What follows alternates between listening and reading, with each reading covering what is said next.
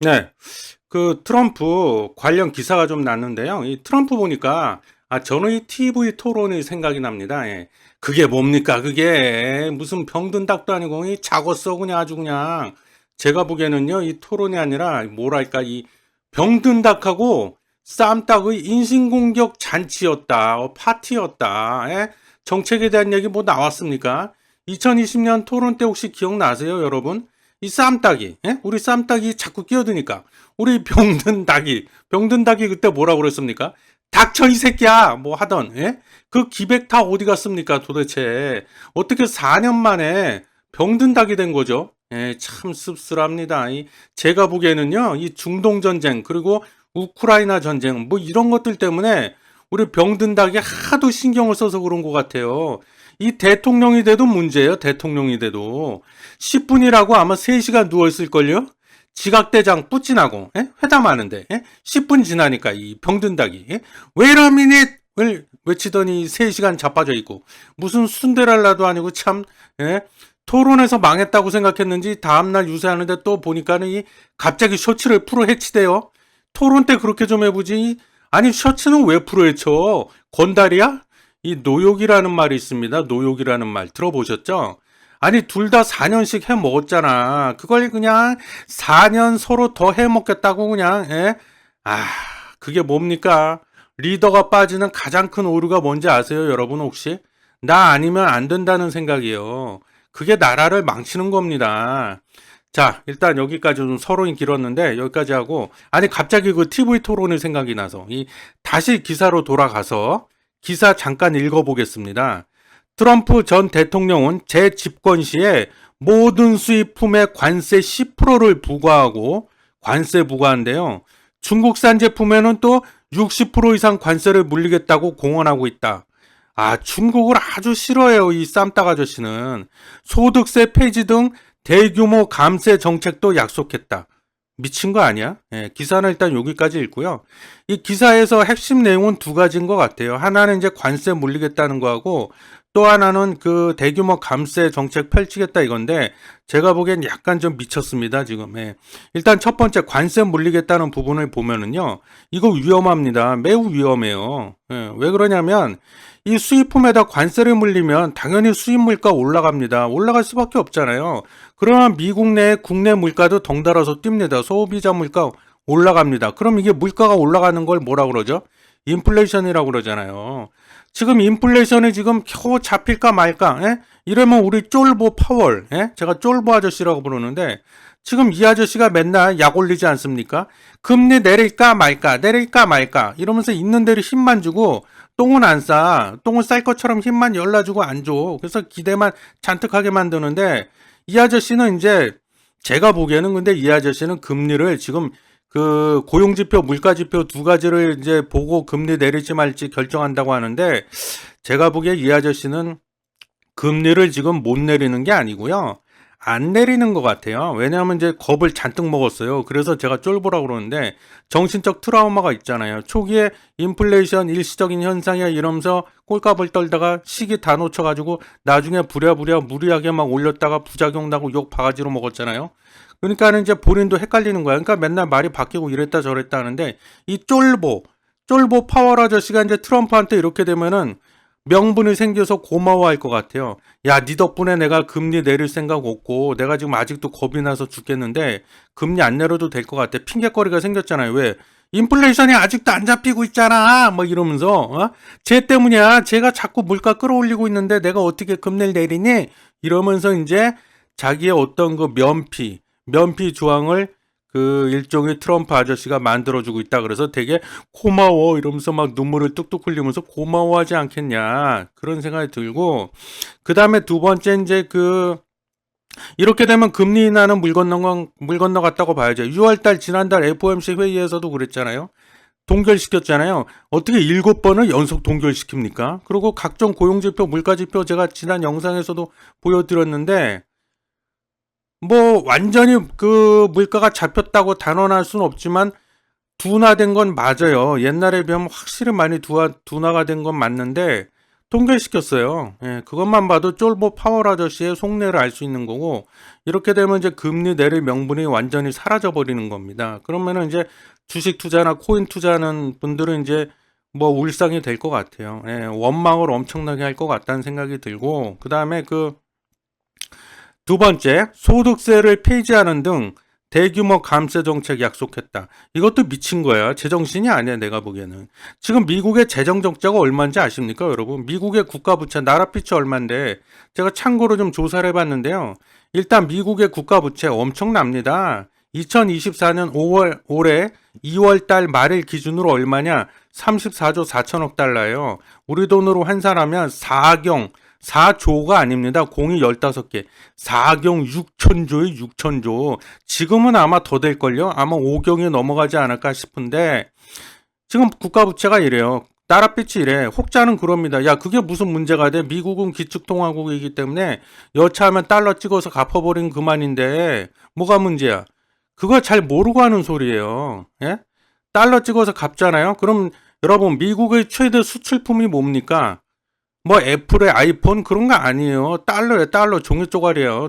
종이 쪼가리 달러하고 미국의 국채입니다. 그게 최대 수출품인데 왜 사람들이 그거에 환장을 하고 그걸 다 사 모읍니까? 왜 가지고 있으려고 합니까? 그리고 그 저기 뭐야 달러가 가진 내재 가치가 뭔지 아십니까, 여러분? 왜 종이에 환장해? 그냥 종이 쪼가리에 불과한 건데 그거는 미국 국가의 신용이에요. 미국이란 나라는 절대 망하지 않을 거라는 전 세계 모든 사람들의 굳건한 믿음. 그래서 종이에 그렇게 집착을 하는 건데 이걸 달러 찍어 갖고 다 갚아버리잖아요. 그러면은 그 신용이 믿음, 신뢰가 다 깨져버리는 거야. 뭐야? 돈 찍어서 갚고 앉았네. 그러면 사람들이 신뢰가 무너지면서 미국 국채를 이제 옛날처럼 원하지 않습니다. 거들떠보지 않게 됩니다. 그러면은 미국의 지위도 추락하는 거예요. 기축통화국의 지위가 날아갈 수도 있는 겁니다. 매우 위험한 거예요. 그걸 지금 이 트럼프 미친 우리 쌈딱 아저씨가 하겠다는 거고요. 미국의 그 올해 미국의 국가 부채율이 얼마냐? GDP 대비 99%입니다. 거의 100%에 육박해. 거의 100%. 예? 그리고 이 연간 이자만 얼마를 내고 있는지 아십니까? 미국이 지금 8,900억 달러를 이자로 내고 있어요. 이거 우리 돈으로 환산하면 약 1,100조에 육박합니다. 1,100조. 아, 장난 아닙니다. 그리고 미국의 재정 적자. 그 작년 10월부터 올해 5월 달까지 7개월 동안의 재정 적자 빵꾸가 얼마가 났냐? 1조 2천억 달러 빵꾸가 났습니다. 이거 우리 돈으로 환산하면 1,300조가 넘어가요. 그러니까 1,300조 이상의 적자가 난 거야. 이거 기축통화국 지위 날아갈 수 있습니다. 재정이 적자가 이렇게 심해지면. 그렇기 때문에 이렇게 되면 이제 미국이 어떻게 하게 되겠어요? 국채를 찍어낼 겁니다. 왜 이거 적자 난 거, 빵꾸 난 거 메꿔야 되잖아요. 그럼 국채를 막 미친 듯이 찍어내. 그럼 올해 1분기 때 이미 사상 최대 국채를 찍었어요. 트럼프가 집권하면 국채 그거 뛰어넘어서 더 많이 찍어낼 겁니다. 아마 미친 듯이 찍어낼 거예요. 그러면 국채 가격은 곤두박질 칠 겁니다. 그럼 반대로 움직이는 국채 금리는 치솟을 거예요. 이러면은 무슨 문제가 생겨요? 빚을 이미 내가지고 국가부채율이 GDP 대비 100%에 육박하고 내년 되면 100% 넘어갈 거고요. 그 다음에 재정 적자가 나날이 저렇게 눈덩이처럼 불어나고 있는데 국채를 찍어낸다는 거는 뭐야? 빚을 또 낸다는 얘기야. 예? 그러면은 지금 이게 버틸 수 있을까요? 미국의 재정이 아무리 기축통화국 달러 찍어낸다고 해서 무제한 찍어낼 수도 없다고 얘기했고 아까 제가 그리고 자꾸 찍어내면 그 국채에 대해서 이제 전 세계가 등을 돌릴 수도 있다고 그랬잖아요. 그런 문제가 있는데 이거 이렇게 할 수밖에 없다는 거죠. 국채를. 그러면 국채 금리로 올라가면 국채 금리는 채권 금리인데 그렇게 되면 그 시장 금리예요. 시장 금리가 올라가면 그 파월 우리 쫄바 아저씨 파월이 그 기준금리 내리고 싶어도 못 내립니다. 또 이렇게 되면. 그러니까 금리 인하는 점점 물 건너가는 거예요. 자, 그래서 이 트럼프 관련해서 이 재집권 관련해서 그 공약 관련해서 기사가 짧게 났길래 요거 잠깐 좀 뭐랄까 좀 풀어서 좀 해설을 해드렸고요. 그 다음 이제 트럼프 얘기 좀 더 해볼게요. 트럼프 정말 지질이 운도 좋은 인간이야 정말. 어떻게 이렇게 재수가 좋죠?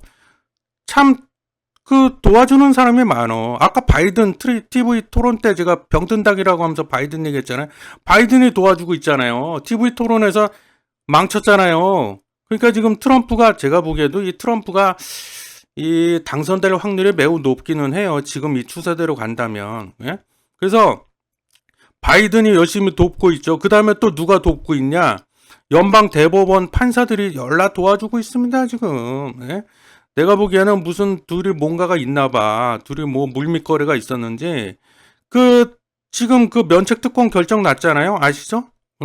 그래서 트럼프가 지금 참고로 그 혐의가 굉장히 많습니다. 무슨 흉악범도 아니고 혐의가 한두 개가 아니야, 지금. 혐의가 한두 개가 아니고 기소가 됐는데 그래서 이 기소된 형사 관련해서 기소된 사건만 4개고요. 민사 관련돼서 기소된 사건이 또 하나가 있습니다. 그래서 좀 보면은 그 형사 관련해서 기소된 사건이 4건이 흉악범이야? 뭐 4건이 있는데 그 중에 보면은 일단 대선 결과 뒤집기 시도에서 한 건이 있습니다. 근데 그게 이번에 연방 대법원에서 면책특권 인정받았죠. 그러니까 면책특권 인정받는다는 거는 뭐야? 이거에 대해서 이제 죄를 물을 수가 없다 이거고.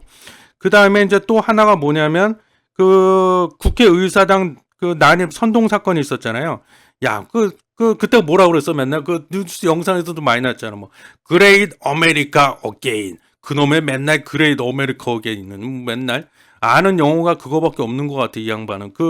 왜? 미국을 다시 위대하게 뭐 이러면서 의사당으로 가자 그래갖고 저는 그때 충격 먹었는데 아니 무슨 민주주의의 시발 국가라면서 시발점이 되는 국가라면서 그런 일이 벌어져 거기서. 근데 요걸로 하나 기소가 됐고 그 다음에 백악관에 있는 그 대통령 퇴임하고 나오면서 그 국가 기밀 문서를 다 갖고 집구석으로 집으로 다 들고 갔대요. 이게 뭐 하는 짓입니까, 이게? 그걸 왜 집에 들고 갔어요? 그랬더니, 집에 가서 좀 찬찬히 하나씩 좀 보려고요. 이랬대. 그 제정신이야? 예? 미친 거 아니야? 그래서 그 기밀 문건을 유출했다 이래갖고 이걸로 또, 이거 형사거든요. 그래서 또 기소가 됐는데, 그래서 이 백악관 기밀 문건 유출 요거 관련돼서 기소된 거 하나, 의사당 난입을 선동했다. 그래서 요거 하나. 그래갖고 이거 어떻게 보면 내란죄요? 내란 음모죄 뭐 이런 거.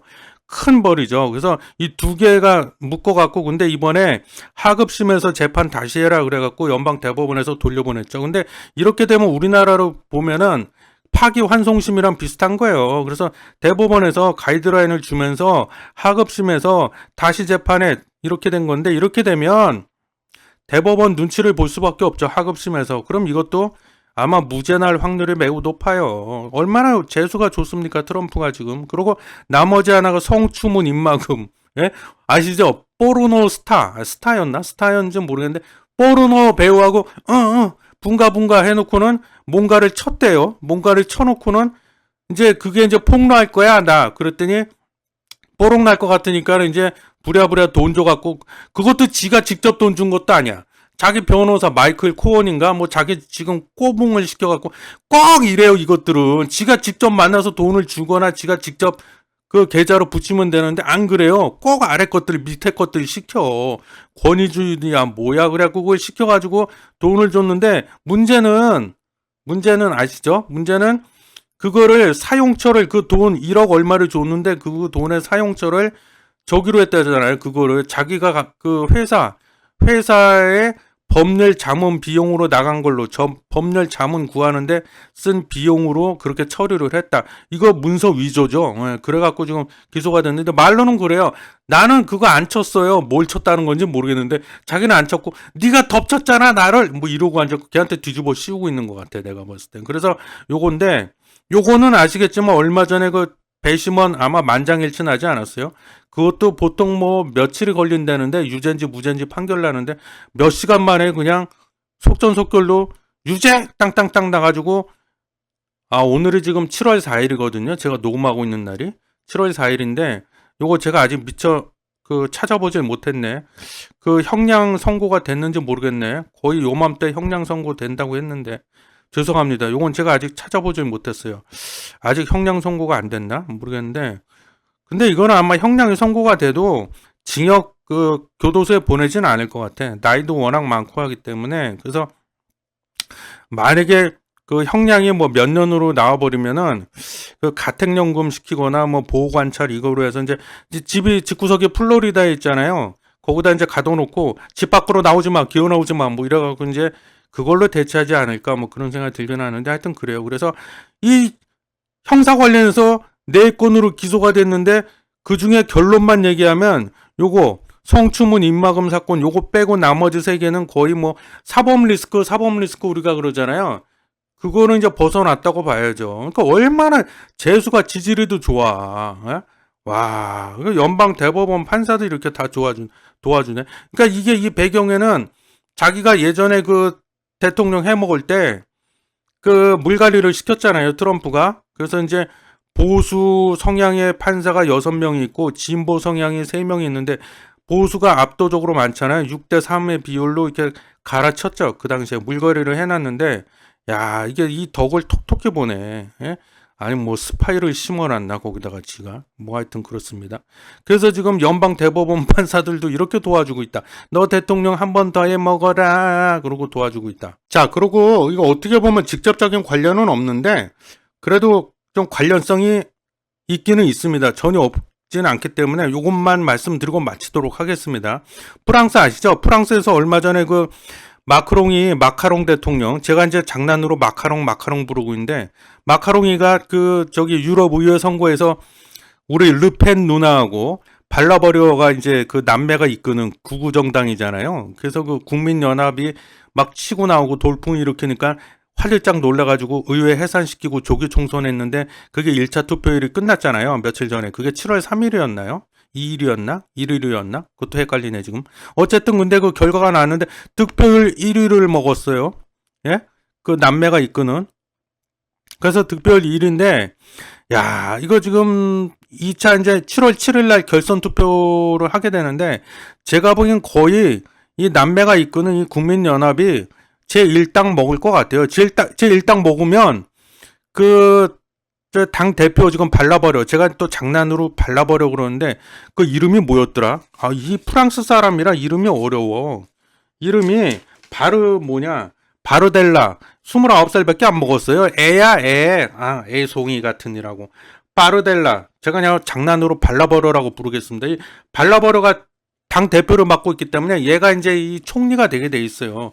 그럼 이제 마카롱은 이제 한마디로 마카롱은 망했어요. 그러니까 그거 촐싹맞게 그거를 의회 해산하고 조기 총선한다고 그래가지고 예? 근데 지금 프랑스도 만약에서 제1당이 돼갖고 얘네가 이제 정권을 잡으면은 극우 정당이잖아요. 얘네도 지금 미국처럼 되게 생겼어요 지금. 그래서 얘네가 내세운 공약 2가지만 제가 뽑아봤는데 하나는 전국민 부가세를 낮추겠대요. 그러니까 예를 들면 우리식으로 얘기하면 지금 부가세가 10%인데 5%로 내리겠다 뭐 이런 거. 그러니까 감세 정책이잖아요 이게. 그리고 또 하나는 39세 이하 국민들한테 세금을 감면해주겠다, 깎아주겠다. 포퓰리즘 정책이죠. 똑같아. 트럼프가 아까 소득세 페이지에서 대규모 감세 정책 펼치겠다는 거하고 똑같습니다. 이게 미친 거 아니야? 그렇게 되면은 얘네도 재정위기 올 수 있어요. 잘못하다가 2011년도에 남유럽이 재정위기로 난리가 났었잖아요. 그것도 재현될 수도 있다니까요. 이렇게 되면은 이제 똑같아. 재정이 이제 빵꾸가 계속 나겠죠. 재정적자 아까 미국 재정적자 살펴봤잖아. 빵꾸가 계속 날 수가 있으니까 이제 뭐래요? 그거 메꿔야 되잖아. 그럼 뭘 발행해? 얘네도 어쩔 수 없어요. 그럼 국채 또 발행해. 프랑스 국채를. 그럼 국채 금리 뛰겠죠. 국채 가격 폭락하고. 그럼 예전에 그 프랑스 재정위기 남유럽 재정위기 2011년도에 터졌을 때 그 유럽 대부분 남유럽의 국가 피그스 그래갖고 뭐 포르투갈, 이탈리아, 스페인 이런데 국채 금리가 7%까지 막 미친 듯이 뛰고 이랬었잖아요. 그 꼴 또 일어난다니까 이번에. 그렇게 되면은 이게 지금 이제 그 금리가 저렇게 올라가면 이제 살기가 힘들어져. 고금리 시대가 되는 거죠. 그러면 재정위기 그래갖고 야 얘네가 정권 잡게 생겼네. 그러면은 이제 저거 이제 막 퍼주고 감세 들어갈 텐데 그러면 재정위기 또 오는 거 아니야 이번에. 그래가지고 시장에서 불안해하니까는 그 1차 투표에 득표율 1위 먹었다고 그랬잖아요. 그 우리 르펜 누나하고 발라버려가 이끄는 극우 정당이. 그러다 보니까 얘네가 집권하게 생겼네. 그러면은 이제 재정위기 또 터지게 생겼네. 그래갖고 불안해가지고 그 바로 다음날 1차 투표일 바로 다음날 투표 결과 나오고 나니까 프랑스 국채 금리가 급등을 했습니다. 급등을. 그리고 아까 제가 이 얘기는 안 했는데 미국도 트럼프가 저렇게 재집권하면 소득세 폐지하고 대규모 감세 정책 펼칠게 그러니까는 그걸 선반영해 갖고 지금 미국 10년물 국채 금리가 급등을 했었습니다. 똑같은 일이 벌어진 거야, 둘이. 똑같이. 프랑스도 또 그렇게 될 거예요. 그래서 프랑스가 만약에 재정위기 또 터지잖아요. 그러면은 22 유럽 중앙은행이 나설 수밖에 없습니다. 나서갖고 프랑스 국채 다 사줄 수밖에 없어. 프랑스 국채를 다 사준다는 거는 뭐예요? 돈을 대신 갚아주겠다는 거예요. 그럼 ECB한테도 이거 굉장한 부담이 됩니다. 예? 그래서 어쨌든 자 프랑스 얘기까지 물론 결선 투표는 아직 안 했는데 거의 내가 보기에는 이 우리 르펜 누나하고 발라버려 동상이 이끄는 이 국민연합이 정권 잡을 것 같아요. 그리고 발라버려 얘가 이제 총리가 될 확률이 매우 크다. 그럴 확률이 거의 100%다. 저는 그렇게 보고요. 뭐 그렇습니다. 그래서 프랑스도 지금 그렇게 되면 좋은 게 아니다. 절대. 그런 말씀 드리면서 이 시간 여기서 마치도록 하겠습니다.